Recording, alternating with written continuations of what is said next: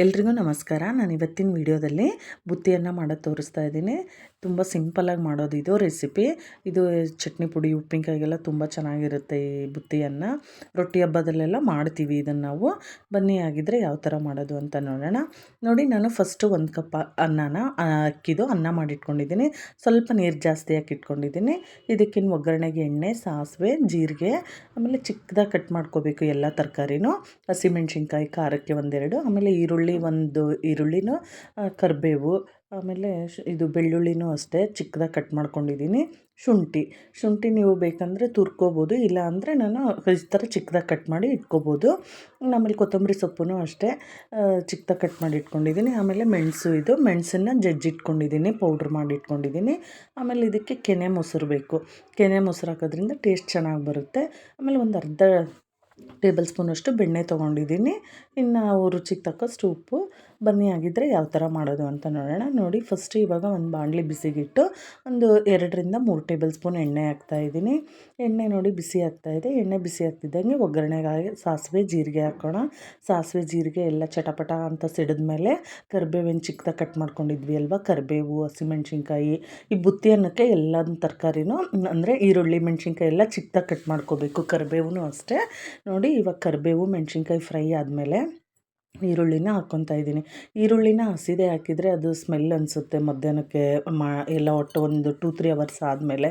ಇಲ್ಲ ನಾವೆಲ್ಲಾದರೂ ಹೊರಗಡೆ ಹೋಗ್ತೀವಿ ಅಂದಾಗೂ ಅದು ಸ್ಮೆಲ್ ಇರುತ್ತೆ. ಈ ಥರ ಬುತ್ತಿಯನ್ನು ಮಾಡ್ಕೊಂಡು ಹೋಗೋದ್ರಿಂದ ಚೆನ್ನಾಗಿರುತ್ತೆ. ಎಲ್ಲಾದರೂ ಹೊರಗಡೆ ಮಾಡ್ಕೊಂಡು ಹೋಗ್ತೀವಿ ಎಲ್ಲ ಆವಾಗ. ಅದಕ್ಕೆ ನಾನು ಅರ್ಧ ಬೇಯಿಸ್ಕೊತಾ ಇದ್ದೀನಿ ಈರುಳ್ಳಿನ. ಅರ್ಧ ಬೆಂದರೆ ಸಾಕು. ಇದು ಈರುಳ್ಳಿ ಸ್ವಲ್ಪ ಬೇಗ ಫ್ರೈ ಆಗಲಿ ಅಂತ ನಾನು ಒಂದು ಸ್ವಲ್ಪ ಉಪ್ಪು ಹಾಕ್ಬಿಟ್ಟು ಆಮೇಲೆ ಶುಂಠಿ ಬೆಳ್ಳುಳ್ಳಿನೂ ಹಾಕಿ ನೋಡಿ ಸಾಕು. ಇಷ್ಟು ಫ್ರೈ ಆದರೆ, ಫುಲ್ ಫ್ರೈ ಆದರೆ ಈ ಬುತ್ತಿಯನ್ನು ಟೇಸ್ಟು ಬರೋಲ್ಲ. ತುಂಬ ಹಸಿ ಹಾಕಿದ್ರೂ ಟೇಸ್ಟ್ ಬರೋಲ್ಲ. ಒಂದು ಅರ್ಧ ಬೆಂದರೆ ಸಾಕು. ಇವಾಗ ಸ್ಟವ್ ಆಫ್ ಮಾಡಿಬಿಟ್ಟು ಅದೇ ಬಿಸಿಗೆ ಸರಿ ಹೋಗುತ್ತೆ. ತಟ್ಟೆ ಮುಚ್ಚಿ ಇಟ್ಬಿಟ್ಟಿದ್ದೀನಿ.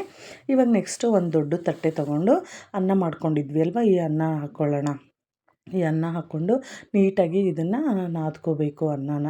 ನೋಡಿ, ಈ ಥರ ಒಂದು ತೊಗೊಂಡ್ಬಿಟ್ಟು ಅನ್ನ ಬಿಸಿ ಇರುತ್ತಲ್ವ, ಅದಕ್ಕೆ ಈ ಥರ ನೀಟಾಗಿ ಇದನ್ನ ಸ್ಮ್ಯಾಶ್ ಮಾಡ್ಕೋಬೇಕು ಅನ್ನನ.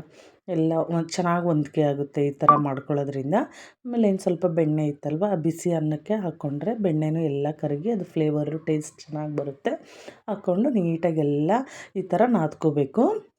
ಆಮೇಲೆ ಸ್ವಲ್ಪ ತಣ್ಣಗಾದಮೇಲೆ ಇದಕ್ಕೇನು ಪೆಪ್ಪರ್ದು ಪೌಡ್ರ್ ಮಾಡ್ಕೊಂಡಿದ್ವಿ ಅಲ್ವ, ಮೆಣಸು ಪೌಡ್ರು. ಮೆಣಸು ಪೌಡ್ರ್ ಹಾಕ್ಕೊಂಡು ನೀಟಾಗೆಲ್ಲ ಮತ್ತೆ ಮಿಕ್ಸ್ ಮಾಡ್ಕೋಬೇಕು. ಇದನ್ನು ಕೆನೆ ಮೊಸರು ತೊಗೊಂಡಿದ್ದೀನಲ್ವ, ಆ ಕೆನೆ ಮೊಸರನ್ನ ಹಾಕ್ಕೊಂಡು 1-2 ಟೇಬಲ್ ಸ್ಪೂನಷ್ಟು ನೀಟಾಗೆಲ್ಲ ಮಿಕ್ಸ್ ಮಾಡ್ಕೊಳ್ಳೋಣ. ನೋಡಿ, ಇದನ್ನು ನೀಟಾಗೆಲ್ಲ ಮಿಕ್ಸ್ ಮಾಡಿಕೊಂಡು ಆಮೇಲೆ ನಾವು ಏನು ಒಗ್ಗರಣೆ ಮಾಡಿಟ್ಕೊಂಡಿದ್ವಿ ಅಲ್ವ, ಈ ಒಗ್ಗರಣೆನ ಹಾಕ್ಕೊಳ್ಳೋಣ. ಒಗ್ಗರಣೆನ ನೋಡಿ ಸಾಕು. ಇಷ್ಟು ಒಗ್ಗರಣೆ ನೋಡಿಬಿಟ್ಟು ಹಾಕ್ಕೊಳ್ಳಿ. ಇಷ್ಟು ಹಾಕ್ಕೊಂಡು ಆಮೇಲೆ ಅನ್ನಕ್ಕೂ ಉಪ್ಪು ಹಾಕಿರ್ತೀವಿ ನಾವು, ಇದು ಒಗ್ಗರಣೆಗೂ ಹಾಕಿರ್ತೀವಿ ಅಲ್ವ, ಉಪ್ಪು ಸಾಕು, ಅಷ್ಟೇ ಕರೆಕ್ಟಾಗುತ್ತೆ. ಇನ್ನು ಲಾಸ್ಟಲ್ಲಿ ಕೊತ್ತಂಬರಿ ಸೊಪ್ಪು ಹಾಕ್ಬಿಟ್ಟು ಚೆನ್ನಾಗಿ ಎಲ್ಲ ಕೈಲಿ ಈ ಥರ ನಾದ್ಕೋಬೇಕು. ಬುತ್ತಿ ಅನ್ನ ಅಂದರೆ ಸ್ವಲ್ಪ ಮೆತ್ತಗೆ ಹಿಂಗೆ ನಾದ್ಕೊಂಡಿರ್ಬೇಕಲ್ವ. ಅಗಳ ಅನ್ನ ಇದ್ದರೆ ಉದ್ರಾಗಿ ಚೆನ್ನಾಗಿರಲ್ಲ. ಈ ಥರ ಎಲ್ಲ ಕಲಿಸ್ಕೊಂಡು ನಮ್ಗೆ ಇನ್ನೊಂದು ಸ್ವಲ್ಪ ಏನಾದರೂ ಡ್ರೈ ಥರ ಅನಿಸಿದರೆ ಇನ್ನೊಂದು ಸ್ಪೂನ್ ಮೊಸರು ಹಾಕ್ಕೊಂಡು ಈ ಥರ ಚೆನ್ನಾಗಿ ನಾದ್ಕೊಂಡು ನೋಡಿ, ಇದು ಕೈಗೆ ಸ್ವಲ್ಪನೂ ಕೈಗೆ ಹತ್ತಲ್ಲ ಇವಾಗ. ನೋಡಿ ಇವಾಗ ಇದನ್ನು ನೀಟಾಗಿ ಈ ಥರ ಉಂಡೆ ಕಟ್ಟಿ ಇಟ್ಕೊಳ್ಳೋಣ. ನಮ್ಗೆ ಯಾವ ಸೈಜ್ ಬೇಕೋ ಆ ಸೈಜ್ ನಾವು ಎಲ್ಲದನ್ನು ಈ ಥರ ಉಂಡೆ ಕಟ್ಟಿ ಇಟ್ಕೊಳ್ಳೋಣ. ಇದನ್ನು ನಾವೆಲ್ಲಾದರೂ ಹೊರಗಡೆ ಮಾಡ್ಕೊಂಡು ಹೋದಾಗೆ, ರೊಟ್ಟಿ ಬುತ್ತಿಯನ್ನು ಮಾಡ್ಕೊಂಡು ಹೋದಾಗೆ ಈ ಥರ ಬುತ್ತಿಯನ್ನು ತುಂಬ ಚೆನ್ನಾಗಿರುತ್ತೆ. ಆಮೇಲೆ ಈಸಿಯಾಗಿ ತೊಗೊಂಡು ಹೋಗೋಕ್ಕೂ ಚೆನ್ನಾಗಿರುತ್ತೆ. ಇದು ಚಟ್ನಿ ಪುಡಿ ಉಪ್ಪಿನಕಾಯಿ ಜೊತೆಗೆ ಒಳ್ಳೆ ಕಾಂಬಿನೇಷನ್. ಈ ಥರ ಮೆಣಸಿನ್ಕಾಯಿ ಎಣ್ಗಾಯಿ ಜೊತೆ ನಿಮಗೂ ಈ ಥರ ಬುತ್ತಿಯನ್ನು ಇಷ್ಟ ಆದರೆ ನೋಡಿ, ನೀವು ಒಂದು ಸರಿ ಟ್ರೈ ಮಾಡಿ ನೋಡಿ, ಕಮೆಂಟಲ್ಲಿ ತಿಳಿಸಿ ಯಾವ ಥರ ಬಂದಿದೆ ಅಂತ. ಪ್ಲೀಸ್ ನಿಮಗೂ ಈ ವಿಡಿಯೋ ಇಷ್ಟ ಆದರೆ ಲೈಕ್ ಮಾಡಿ, ಶೇರ್ ಮಾಡಿ, ಸಬ್ಸ್ಕ್ರೈಬ್ ಮಾಡಿ. Thank you.